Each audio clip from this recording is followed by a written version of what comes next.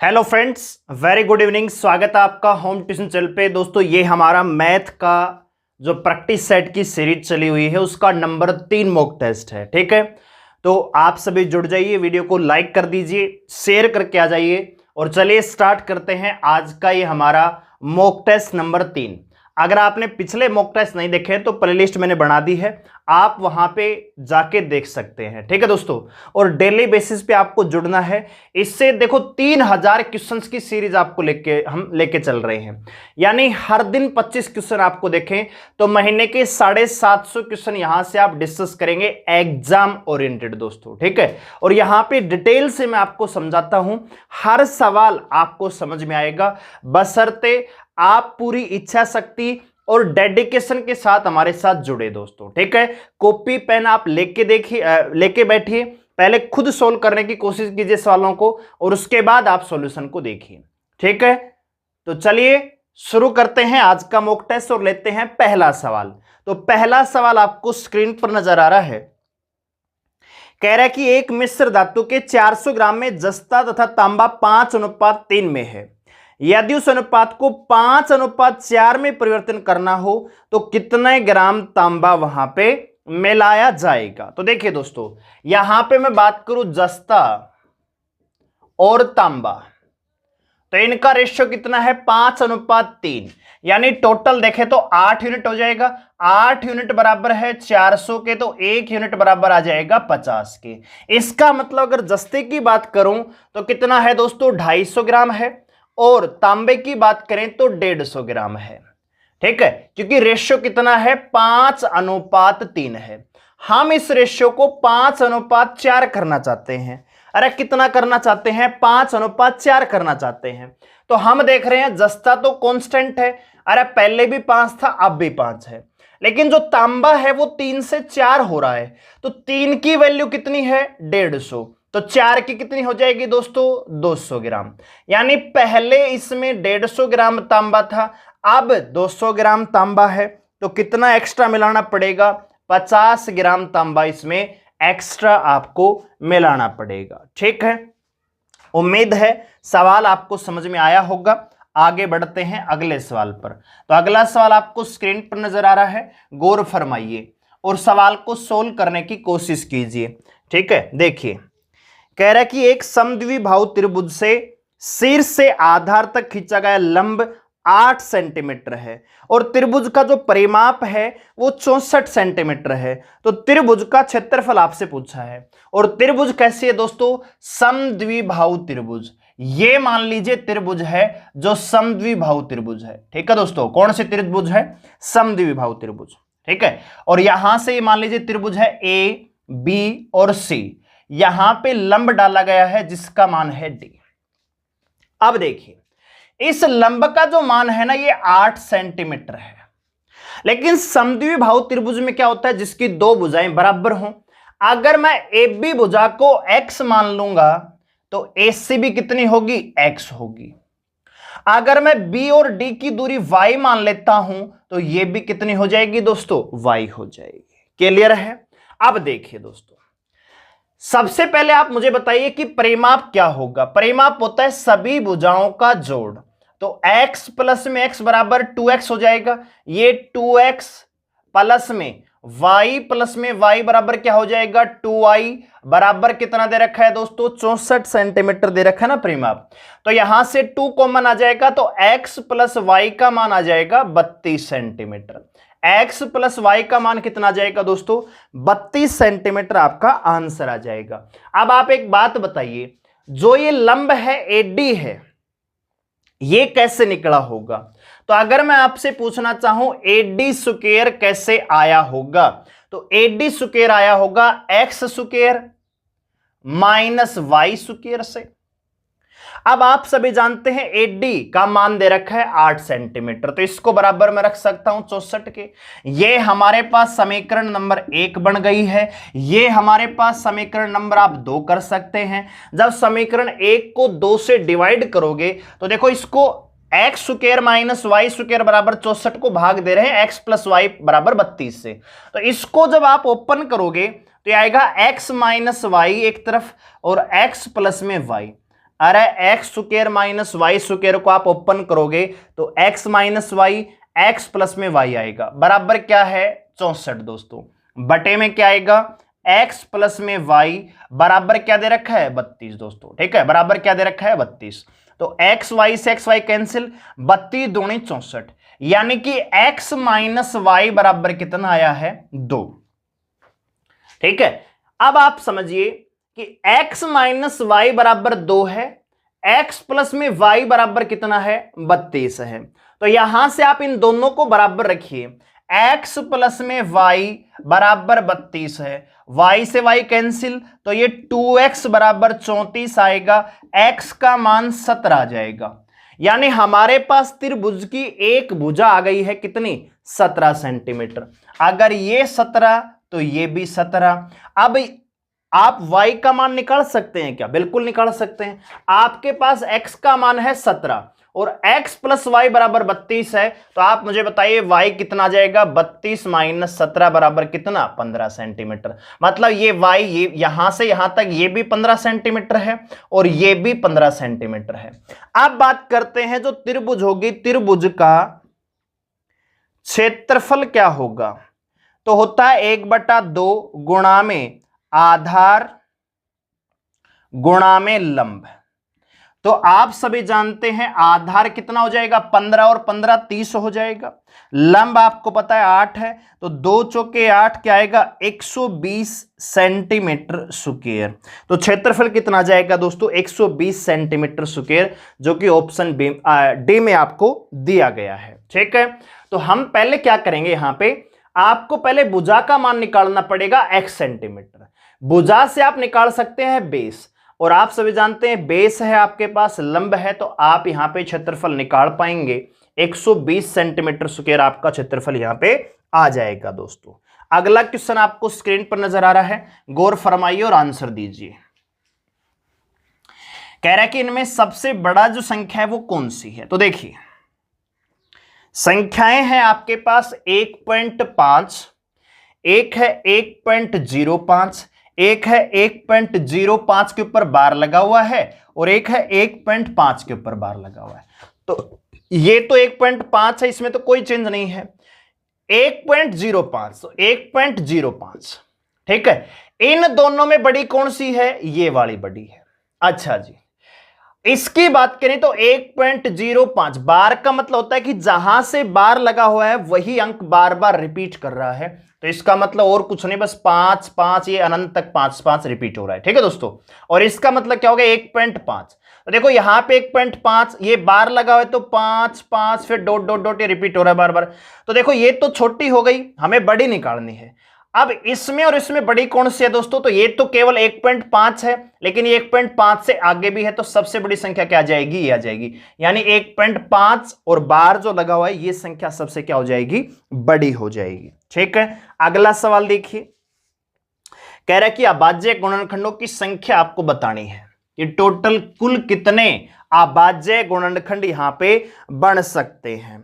सवाल आपको दे रखा है 6 की पावर 333 गुणा में 7 की पावर 222 गुणा में 8 की पावर 111, और आपसे पूछा गया है अभाज्य गुणनखंडों की संख्या। तो देखिए दोस्तों, अभाज्य गुणनखंड का मतलब क्या है, जैसे मान लीजिए कोई संख्या है 12 और 12 के मैं अभाज्य गुणनखंड आपसे पूछना चाहूं तो आपको क्या करना है, 2 गुणा 2 गुणा में 3, यही तो होता है 12।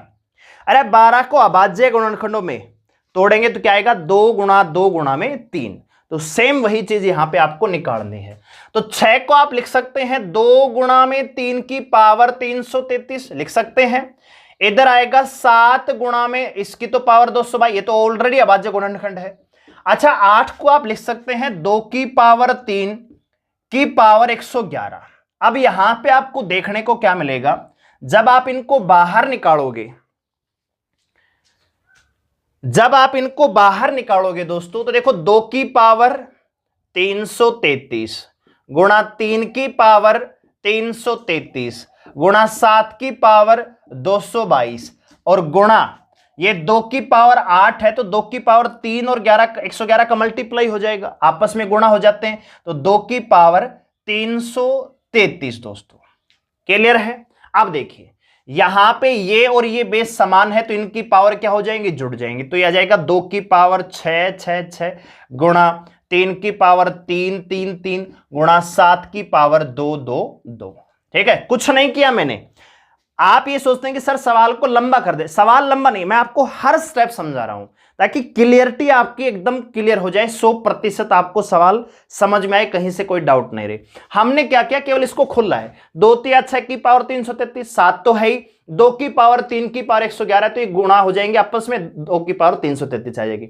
बेस बराबर है, पावर जुड़ जाएंगी, 666 हो जाएगी, 3 की पावर 333, 7 की पावर 222। ठीक है, अब आपको कुछ नहीं करना, बस ये जो पावर है ना इनको अरे इतना ही तो, इतने सारे अभाज्य गुणनखंड होंगे, 2 की पावर 666, 3 की पावर 333। आपसे total number of prime factors पूछा है दोस्तों, अभाज्य गुणनखंडों की कुल संख्या। तो कुछ नहीं करना, जो पावर है इनको जोड़ दीजिए, मतलब 666 प्लस में 333 प्लस में 222 को आप जोड़ दीजिए, तो 3 2 5 6 11, 3 2 5 6 11 और 1 12। ठीक है, 1 2 2 3 5 6 11 और 1 12, तो 1221 आपका आंसर आएगा, जो कि ऑप्शन ए में दिया हुआ है दोस्तों। ठीक है, तो 1221 कुल मिलाकर 1221 यहां पे अभाज्य गुणनखंड होंगे दोस्तों। ठीक है, कुछ नहीं था, बिल्कुल सिंपल सवाल था। ठीक है, ऑप्शन ए इस सवाल का आंसर आ जाएगा। आगे बढ़ते हैं अगले सवाल पर।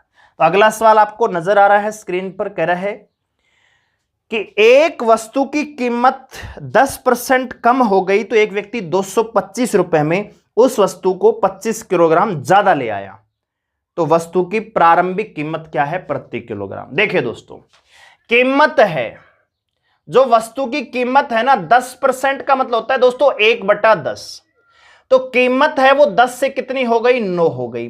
तो दोस्तों जो खपत है वो हो जाएगी 9 से 10। कीमत और खपत का रेशियो इनवर्स होता है, रिवर्स होता है। अगर कीमत घटेगी, एक बात बताओ, किसी भी वस्तु जो आप मार्केट में लेने जाते हो, अगर उसकी कीमत घटेगी तो आप चीजें ज्यादा लेके आओगे, अगर कीमत बढ़ेगी तो चीजें आप कम लेके आओगे। मतलब जो कीमत बढ़ती है तो आप खपत क्या कर देते हो, कम कर देते हो उसी रेशियो में। अगर कीमत घटती है तो आप खपत को बढ़ा देते हो। क्यों? क्योंकि कांस्टेंट क्या है यहां पे, आपका एक्सपेंडिचर, आपका जो खर्चा है वो आप कांस्टेंट रखना चाहते हो। देखो एक बात बताइए, मेरे पास 100 रुपए हैं, ठीक है, चीनी का भाव 20 रुपए प्रति केजी है। ठीक है, चीनी का भाव कितना है, 20 रुपए प्रति केजी, तो मुझे चीनी कितनी मिलेगी, 5 केजी मिल जाएगी। अब चीनी का भाव मान लीजिए 25 रुपए प्रति केजी हो गया, तो मुझे चीनी कितनी मिलेगी, 4 केजी। अरे चीनी 4 से 5 हुआ भाव, तो मेरी खपत 5 से 4 हो गई कि नहीं हो गई, बात आ रही समझ में। तो सेम कंडीशन यहां पे है, कीमत बढ़ेगी तो खपत घटेगी, कीमत घटेगी तो खपत आपकी बढ़ेगी दोस्तों। तो पहले ये परिवार 9 यूनिट खर्च कर रहा था, यानी 9 यूनिट वस्तुओं का प्रयोग कर रहा था, अब ये 10 का कर रहा है। कितना ज्यादा कर रहा है दोस्तों, 1 ज्यादा कर रहा है। कितने पर, 9 पर। इस 1 का मान दे रखा है 25, ये दर्शाता है वास्तविक खपत को, ये दर्शाता है वास्तविक खपत को, ये दर्शाता है कमी और वृद्धि। ठीक है, तो अब वो 25 किलो ज्यादा ले आया, तो 1 का मान 25 है, तो 9 का मान कितना आएगा, 225, यानी उसकी प्रारंभिक जो खपत थी वो 225 किलोग्राम था।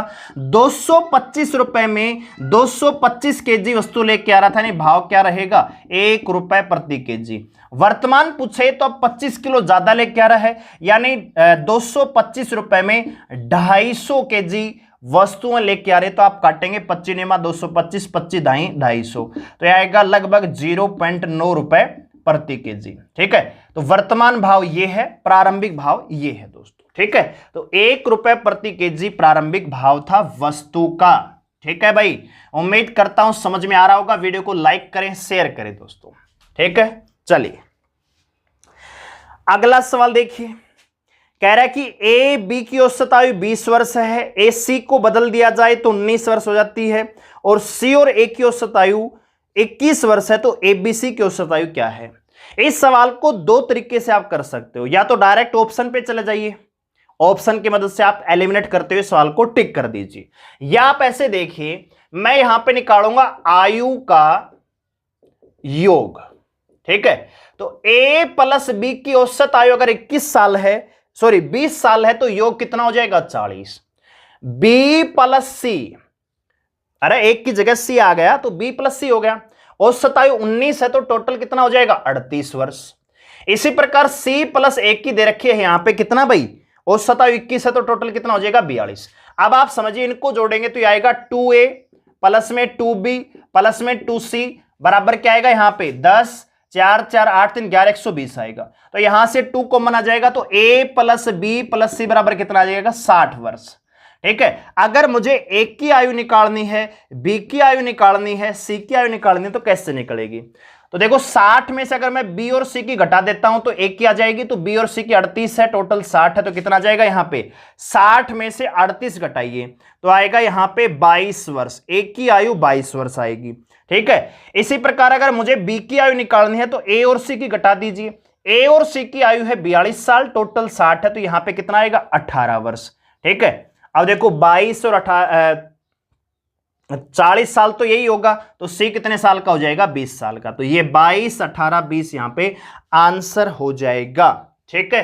कुछ भी नहीं है, सिंपल सवाल है, आप ऑप्शन से कर सकते थे, लेकिन मैंने समझाया है कि कुछ बच्चों को हो सकता है ना भी समझ में आए ऑप्शन से, तो आप कंसेप्ट से भी कर सकते हैं। अगला सवाल देखिए, सवाल आपको दे रखा है 6x माइनस 5y बराबर 13 है और 7x प्लस में 2y बराबर 23 है, ठीक है। तो सबसे पहले आपको x और y का मान निकलेगा, तब आपसे जो सवाल पूछा है 11x 18y ये आप निकाल सकते हैं। तो देखिए क्या करेंगे, ये समीकरण आपकी नंबर 1 है और ये समीकरण नंबर 2 है। या तो आप x को बराबर कर लीजिए या आप y को बराबर कर लीजिए। y को बराबर कैसे करेंगे, एक बार इस इक्वेशन को 2 से गुणा करेंगे और इस इक्वेशन को 5 से। अरे रिवर्स, 10वीं क्लास में अलजेब्रा का टॉपिक आता था बीजगणित, उसमें ये सवाल आते थे। इक्वेशन को बराबर करेंगे तो क्रॉस मल्टीप्लाई आपको करना पड़ेगा। तो देखिए 2 से गुणा करेंगे तो आएगा 2 छक्की 12x माइनस 10y बराबर 26। इसको करेंगे 5 7 35x प्लस में 10y बराबर 115। अब देखो माइनस का 10x प्लस का माइनस का 10y प्लस का 10y कैंसिल हो जाएगा, ये आएगा 47x, इधर आएगा आपका 41। तो x का मान यहां पे कितना आएगा दोस्तों 3 आ जाएगा, ठीक है।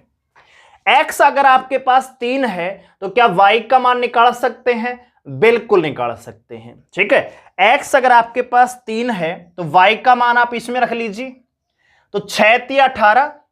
अरे x की जगह 3 रखेंगे तो ये क्या आएगा 18 माइनस 5y बराबर 13। ये 5y उधर जाएगा प्लस का हो जाएगा, ये माइनस का, तो y का मान आपका 1 आ जाएगा यहां पे। अरे 18 13 इधर आएगा माइनस का हो जाएगा, 18 में 13 गया 5, देखो 5 बराबर 5y आपको मिलेगा यहां से। तो 5 y का मान कितना आ जाएगा 1 आएगा कि नहीं आएगा। अब आपके पास x भी है y भी है, आपसे पूछा क्या है 11x प्लस में 18y, तो 11 तिया 33 प्लस में 18 एकम 18, तो 51 इस सवाल का क्या हो जाएगा आंसर हो जाएगा, ठीक है दोस्तों। तो 51 इस सवाल का आंसर आ जाएगा। ध्यान से आप जुड़े रहिए हमारे साथ, हर सवाल को बिल्कुल आराम से प्यार से मैं समझा रहा हूं, ध्यान से अगर आप जुड़े रहेंगे तो हर सवाल समझ में आएगा, ठीक है दोस्तों। चलिए आगे बढ़ते हैं अगले सवाल पर। अगला सवाल आपको स्क्रीन पर नजर आ रहा है, जरा गौर फरमाइए और सॉल्यूशन करने की कोशिश कीजिए। बहुत ही आसान सवाल है दोस्तों, बहुत ही आसान सवाल है। कह रहा कि कोई व्यक्ति है मोहन, अपनी घड़ी को 10 रुपए की 10% की आने पर बेचता है, ठीक है। देखिए कैरेमल पूछ रहा है ना आपसे, तो मान लेते हैं सीपी कितना है भाई 100 रुपए। पहले उसने 10% की आने पर बेचा तो कितने में बेचा होगा 90 में। अब वो इस पे 5% का लाभ चाहता है, यानी 105 में बेचना पड़ेगा। अरे यहां लॉस हुआ, यहां पे प्रॉफिट हुआ, लेकिन 5% का लाभ कब होगा जब वो वस्तुओं को 90 से कितना बढ़ाए 105 करें। 90 से 105 करने के लिए कितना बढ़ाना पड़ेगा? 15। एक्चुअल में कितना बढ़ा रहा है? 45। तो एक का मान 3 आएगा, तो सीपी कितना आ जाएगा दोस्तों? 300 रुपए। लेकिन आपसे सवाल में पूछा है सेलिंग प्राइस, तो 300 रुपए की वस्तु को 10% के लॉस पर बेचा है, तो सेलिंग प्राइस आ जाएगा 270 रुपए दोस्तों। ठीक है, डायरेक्ट भी कर सकते थे। पहले 90% था, अब 105% है। कितने का अंतर है दोस्तों? 15%। 15% बराबर 45 है, तो 100% बराबर 300 आ जाएगा। एसपी पूछा है तो यहां पे 90, तो यह आएगा 270। ऐसे भी कर सकते थे। ठीक है, चलिए 270 रुपए यहां पे क्या आएगा? सेलिंग प्राइस आएगा। आइए अब आगे बढ़ते हैं अगले सवाल पर। अगला सवाल क्वेश्चन नंबर 9 है हमारा। देखिए, कह रहा है कि एक साझेदारी वाली व्यापार के आरंभ में बी की पूंजी 1 की 3/2 गुणी है। 8 महीने के बाद बी ने अपनी पूंजी का 1/2 वापस ले लिया, और 10 महीने के बाद ए ने अपनी पूंजी का 1/4 वापस ले लिया। लेकिन वर्ष के अंत में दोनों का जो कुल प्रॉफिट है वो 53,000 है, तो एक का हिस्सा इसमें कितना होगा? साझेदारी का सवाल है, पार्टनरशिप का।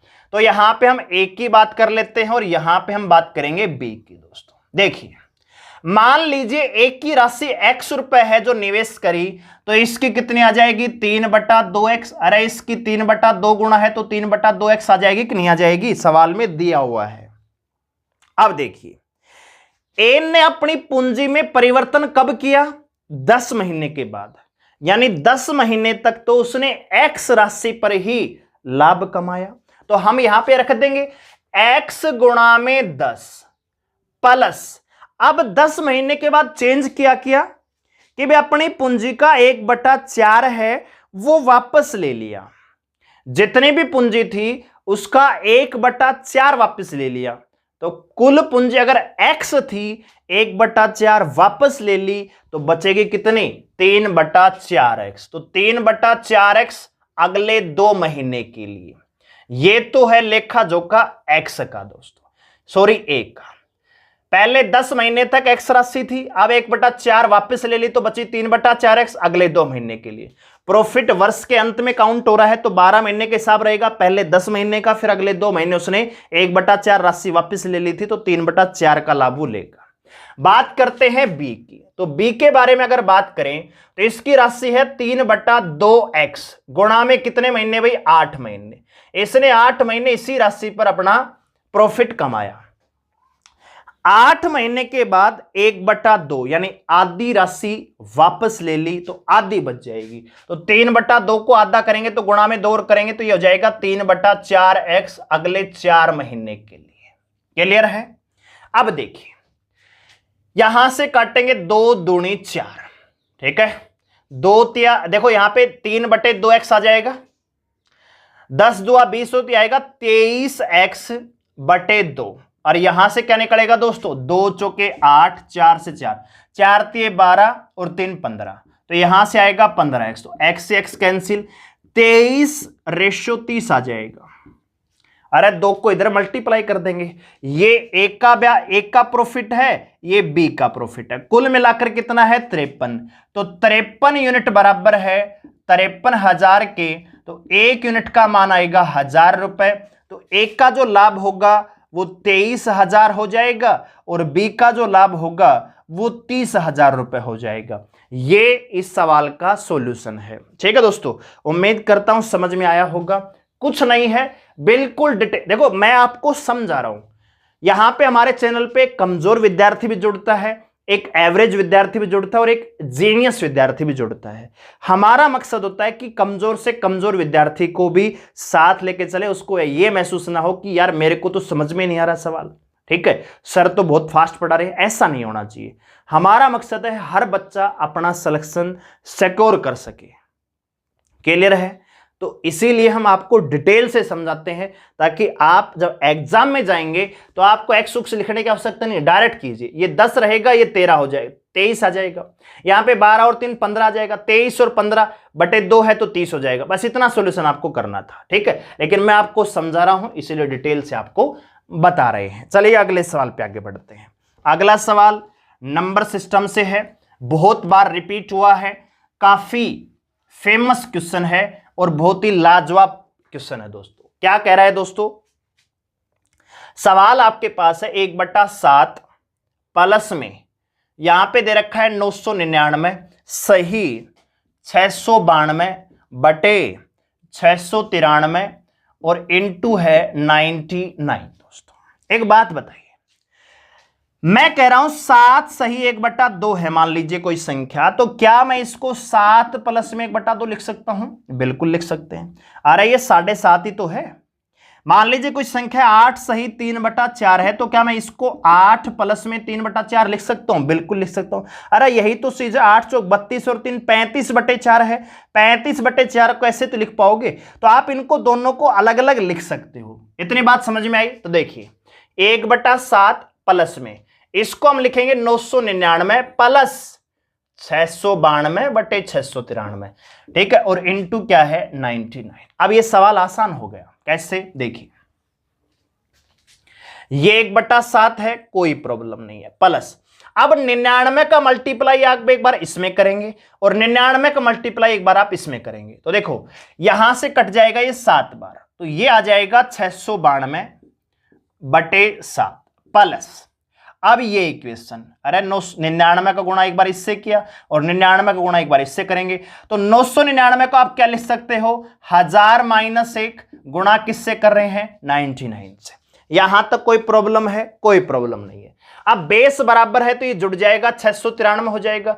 अब आप क्योंकि बेस 7 है तो एक इसमें जुड़ जाएगा, ये 693 हो जाएगा, ठीक है, तो 693 काटोगे यहां पे 99 आएगा, 7 नीम 63, 7 नीम 63, तो यहां पे मिलेगा 99 प्लस 99,000 और माइनस 99 से 99 कैंसिल हो जाएगा, तो आपको क्या मिलेगा दोस्तों 99,000 इस सवाल का आंसर आ जाएगा। ठीक है, देखने में टिपिकल लग सकता है, जिन बच्चों ने पहले नहीं किया है बहुत आसान। हमने क्या कर दिया 999 सही 692 बटे 693 था, इनको अलग अलग ले लिया। 1/7 तो था ही, 99 का गुणा आप एक बार इससे करेंगे तो 7 बार ये कट जाएगा, ये आएगा 692 बटे 7 प्लस 99 का गुणा 999 में कर रहे हैं तो इसको लिख सकते हैं 1000 माइनस 1 गुणा में 99। यहां पे बेस बटे 7 था, बेस बराबर था तो अंश भी जुड़ जाएंगे, तो ये 693 बटे 7 होगा, काटेंगे 99 आएगा।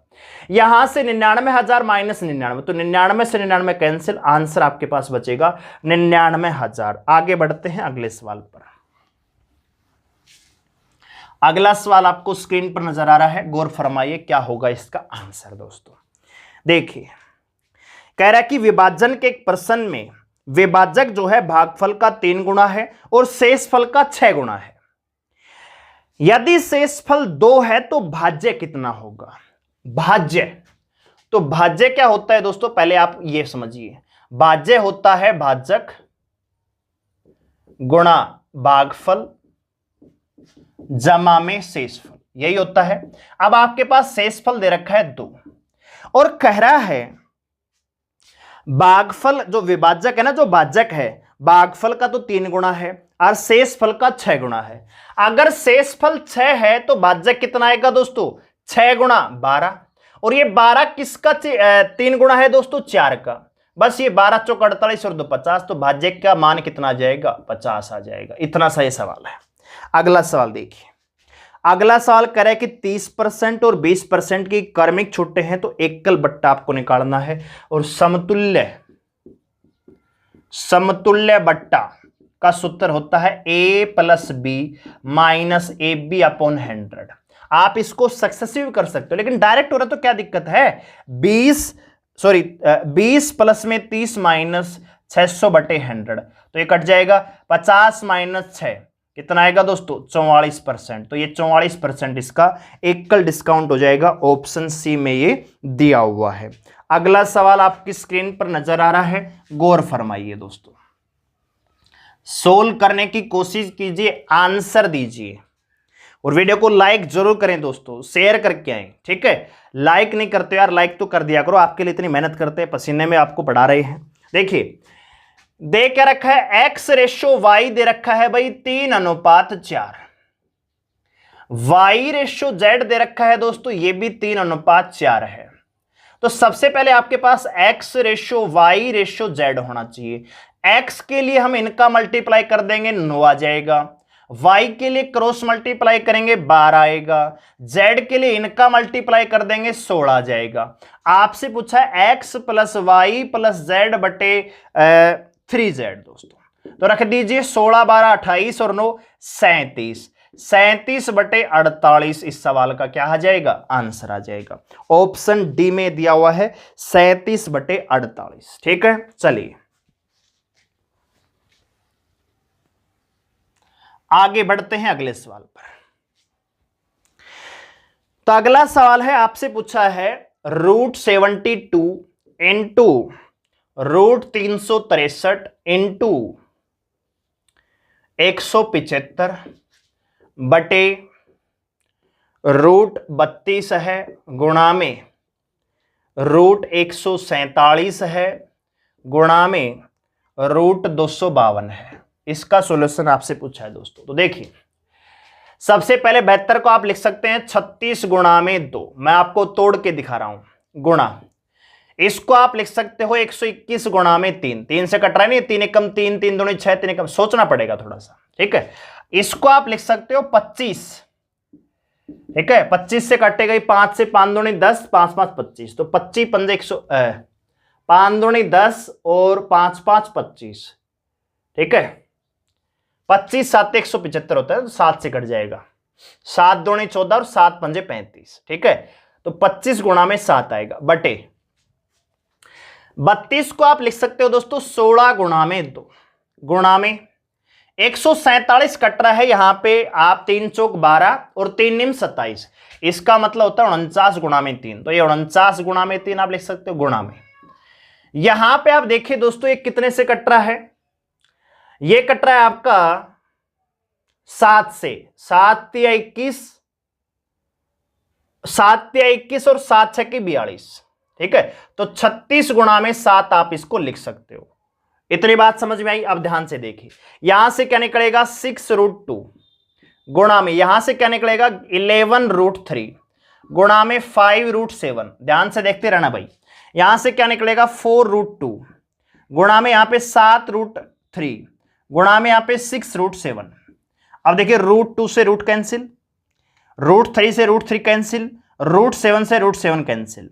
ठीक है, 6 से 6 कैंसिल, तो आपको यहां पे क्या मिलेगा 11 पंजे 55 और बटे मिलेगा 4 7 28, तो 55 बटे 28 इस सवाल का क्या हो जाएगा दोस्तों, आंसर हो जाएगा। ठीक है, कुछ भी नहीं था, बस इसको खोलना आपको आना चाहिए, और मैंने आपको हर चीज यहां पे ओपन तरीके से एक एक स्टेप आपको समझा दिया है कि कैसे आप इनको लिख सकते हो और कैसे आप इनसे निकालोगे, तो ये आपका आंसर फाइनली 55 बटे 28 आपका आ जाएगा।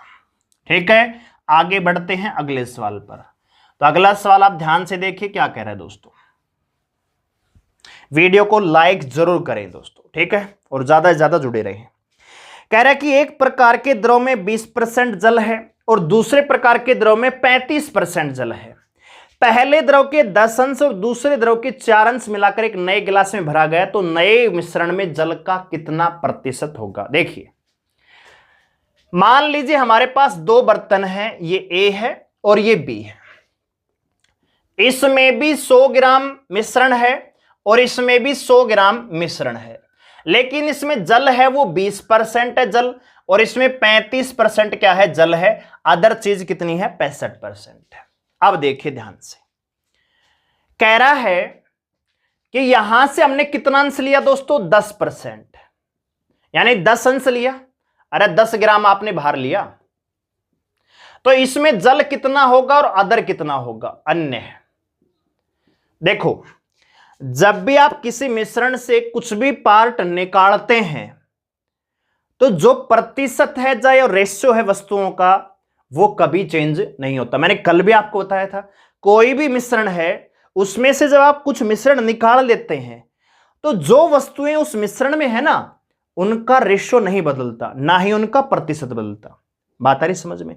यानी कि जब आप इसमें 100 ग्राम जल था, 100 ग्राम मिश्रण था, तो जल कितना 20%, आपने 10 ग्राम निकाल लिया, तो इसमें भी जल 20% ही मिलेगा, यानी जल रहेगा 2 ग्राम, अन्य रहेगा 8। क्लियर है? अब इसकी बात कर लेते हैं। इसमें कह रहा है कि 4 अंश आपने निकाला है, यानी 4 ग्राम हमने मिश्रण बाहर कर लिया, तो इस 4 ग्राम में भी 35% जल रहेगा दोस्तों। तो जल और अन्य, तो जल की बात करें तो 4 का 35%, तो 4 पंजे 20, 104 × 12 तो 14, तो 1.4 यहां पे जल आ जाएगा, तो अन्य कितना आएगा 2.6 दोस्तों। क्लियर है? इन दोनों को मिलाकर आपने नया मिश्रण मिला दिया, तो 10 यहां से लिया, 4 यहां से लिया, तो नया बॉक्स उसमें कितना ग्राम है? 14 ग्राम आपका मिश्रण है, जिसमें जल कितना है दोस्तों? 3.4, और अन्य कितना है दोस्तों? 8 2 10, 10.5। आपसे पूछा है जल का प्रतिशत, तो ये जल है 3.4, जल है कितने में? 14 ग्राम में, तो गुणा में 100 कर देंगे, तो पॉइंट हटाएंगे तो 0 कट जाएगा। ठीक है, गलती होगी कि यहां पे 2 7, देखो 2 से कटेगा 17 दूनी 34, 7, तो यह आएगा 170/7 आएगा। कैलकुलेट करेंगे 7 दूनी 14, 7 चौक 28, और ये 2, तो 24 सही 2/7% यहां पे आंसर आ जाएगा। मैंने आपको कंसेप्चुअल समझा दिया डायग्राम से, आपको बस इतना करना था। ठीक है दोस्तों, तो कितना आएगा? 24 सही 2/7% जल की मात्रा आएगी।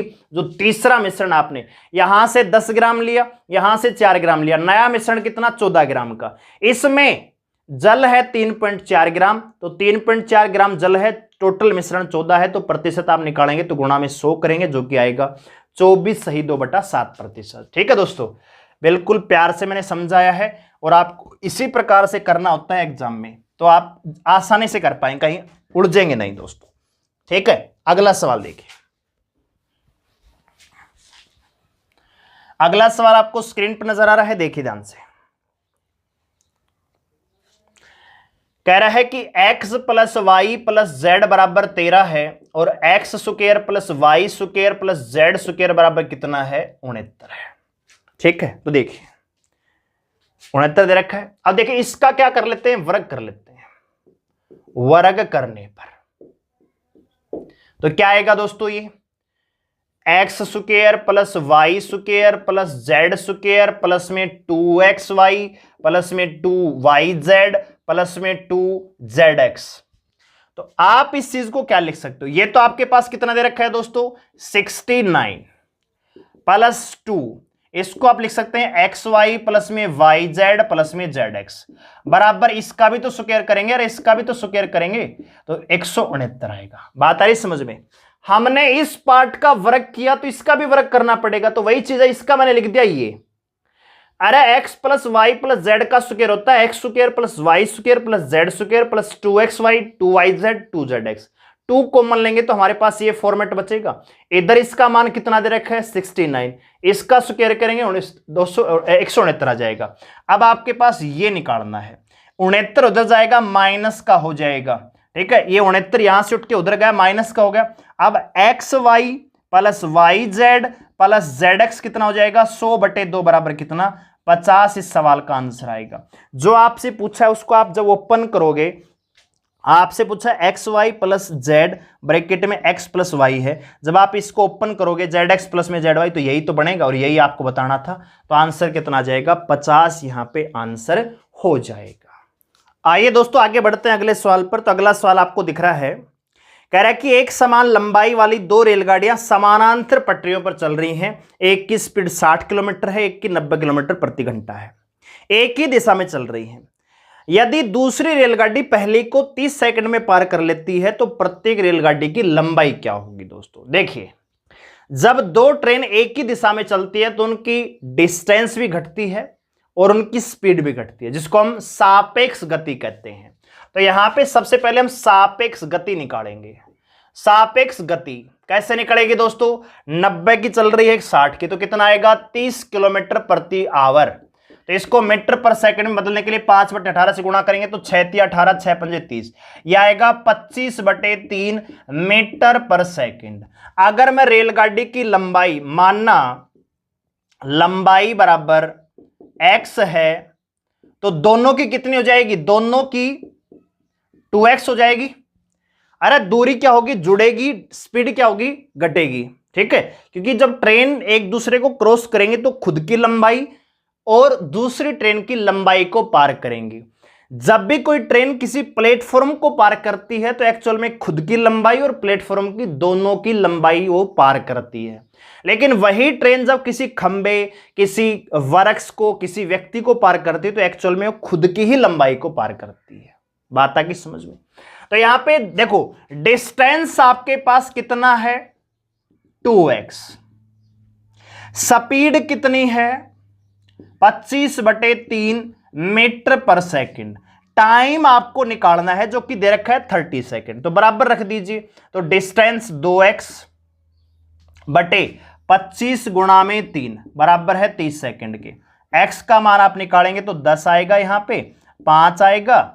ठीक है, 25 पंजे 125, तो x का मान आएगा 125 मीटर। ठीक है, तो हर ट्रेन की जो लंबाई है वो कितनी है, 125 मीटर है। ऑप्शन ए आपको दिख रहा है। चलिए आगे बढ़ते हैं। अगला सवाल आपको स्क्रीन पर नजर आ रहा है, जरा गौर फरमाइए।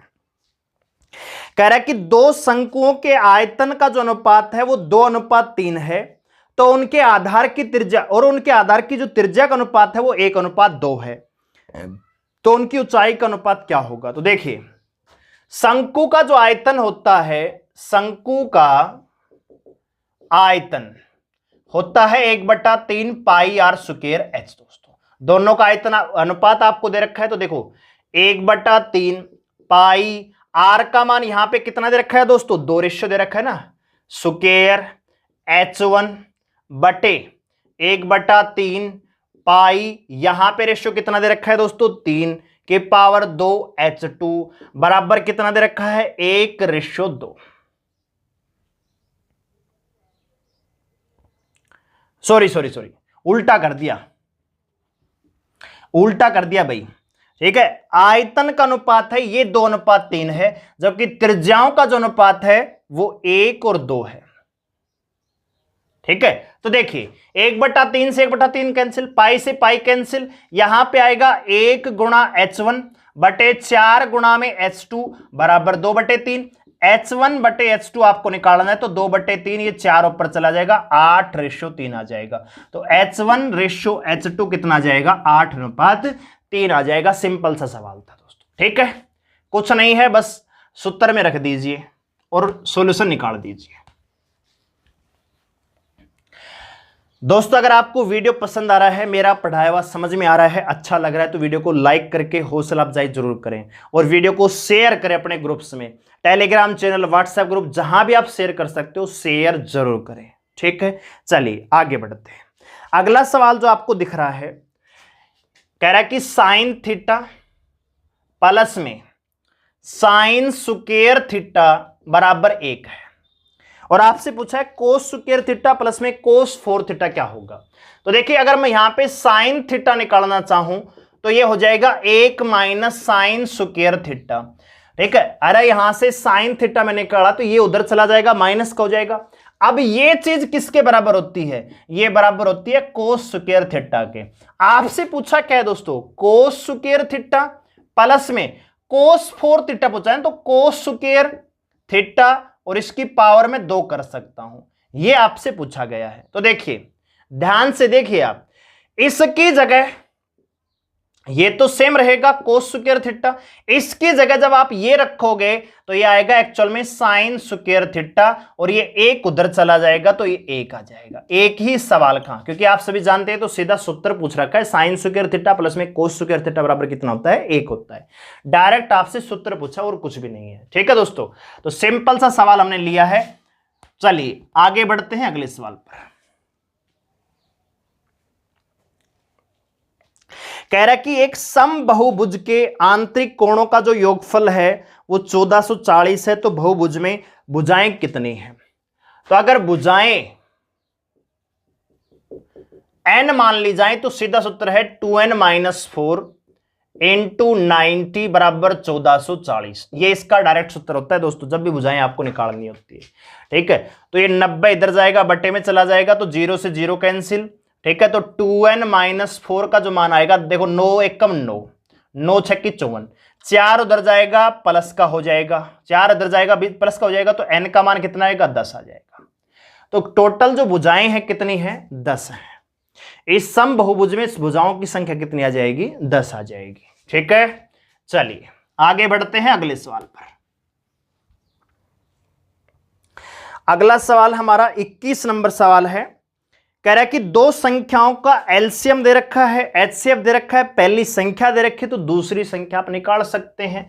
अरे दूसरी संख्या का सूत्र क्या है, एलसीएम इंटू एचसीएफ बटे फर्स्ट नंबर। तो रख दीजिए 2079 गुणा में 27 बटे 189। तो यहां पे काटेंगे आप, 27 से कट जाएगा ये 5 6 7 से कट जाएगा, और 7 से इसको काटेंगे तो 7 दूनी 14, 7 नीम 63 और 7 7 49, तो 297। जो दूसरा नंबर है वो कितना आ जाएगा 297 आ जाएगा। डायरेक्ट कैलकुलेशन है और कुछ भी नहीं है। ठीक है, अगला सवाल क्वेश्चन नंबर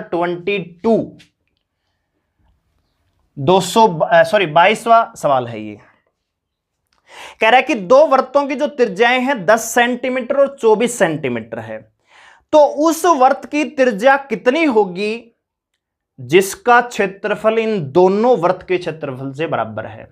तो देखिए दोस्तों, वृत्त का जो क्षेत्रफल होता है, वृत्त का क्षेत्रफल होता है पाई आर स्क्वायर। तो हमने मान लिया जो बड़े वाला वृत्त है उसका मान लीजिए पाई आर स्क्वायर है, इसका क्षेत्रफल बराबर है इन दोनों वृत्त के क्षेत्रफल के। तो इनका भी पाई आर, पहला आर कितना है दोस्तों 10, तो 10 की स्क्वायर प्लस में पाई, दूसरा आर कितना है दोस्तों 24 सेंटीमीटर, तो 24 का स्क्वायर। देखो यहां से पाई आप कॉमन लेंगे तो पाई से पाई कैंसिल हो जाएगा, तो आर स्क्वायर आपके पास कितना आएगा 100 प्लस में 576, ये हो जाएगा 676। आर स्क्वायर अगर 676 है तो आर आ जाएगा 676 का रूट, जो कि होता है 26 सेंटीमीटर। तो जो बड़ा वृत्त होगा जिसका क्षेत्रफल इन दोनों छोटे वृत्त के क्षेत्रफलों के बराबर है, तो उसकी त्रिज्या कितनी होगी 26 सेंटीमीटर हो जाएगी। ठीक है, चलिए क्वेश्चन नंबर 23 पर आगे बढ़ रहे हैं। क्या कह रहा है दोस्तों, ए और बी एक कार्य मिलकर 30 दिन में पूरा करते हैं। उन्होंने एक साथ 20 दिन तक कार्य किया, उसके बाद बी काम छोड़कर चला गया। तब ए ने शेष कार्य 20 दिन में पूरा किया। ठीक है, तद अनुसार बी अकेला वह कार्य कितने दिन में करेगा। दोस्तों देखिए, टोटल काम जो है ना ए प्लस बी कुल काम को कर सकते थे 30 दिन में, लेकिन इन्होंने काम किया कितना दोस्तों 20 दिन काम किया। तो मैं कह सकता हूं भाई 2/3 काम हो चुका है, 2/3 काम है वो 20 दिन में हो चुका है। ध्यान से देखिए, अरे ए और बी मिलकर 30 दिन में काम कर सकते हैं, उन्होंने 20 दिन काम किया, तो भाई काम हुआ कितना 20/30, यानी 2/3 काम हो चुका है। शेष काम कितना बचा 1/3। अरे शेष काम ए ने किया, तो ए ने कितना किया 1/3। 1/3 काम करने में इसको समय लगा 20 दिन का, यानी 3 में से 1 काम करने में 20 दिन का समय लगा, तो पूरा काम करता है ये 60 दिन में। बात आ रही समझ में। ए अकेला अगर इस काम को करता तो 60 दिन में करता, दोनों मिलकर 30 दिन में कर रहे हैं, तो सीधा सीधा सवाल है बी भी कितने दिन में करेगा 60 दिन में ही करेगा, क्योंकि ए करता है 60 दिन में, बी करता है 60 दिन में, तो दोनों मिलकर 60/2 बराबर 30 दिन में कर देंगे। तो आपसे पूछा है बी कितने दिन में करेगा, तो 60 दिन में इस काम को बी कर लेगा। क्लियर है। अगला सवाल आपकी स्क्रीन पर नजर आ रहा है, बताइए जरा आंसर क्या आएगा। बहुत ही आसान सवाल है। देखिए भाई, कह रहा है कि cos 1 degree into cos 2 degree, ठीक है, इसी प्रकार cos 3 degree dot dot dot dot cos 100 degree तक आपसे पूछा है। मैं आपसे पूछना चाह रहा हूं, ये cos 1 से लेकर cos 100 तक लगातार ये नंबर लिखे हुए हैं, यस और नो? तो आप सभी जानते हैं बीच में कहीं ना कहीं cos 90 डिग्री भी आएगा और जिसका मान होता है 0, और ये सारे के सारे मल्टीप्लाई में लिखे हुए हैं। अगर मल्टीप्लाई में कहीं भी 0 आ जाएगा तो पूरी इक्वेशन कितनी हो जाएगी? 0 हो जाएगी।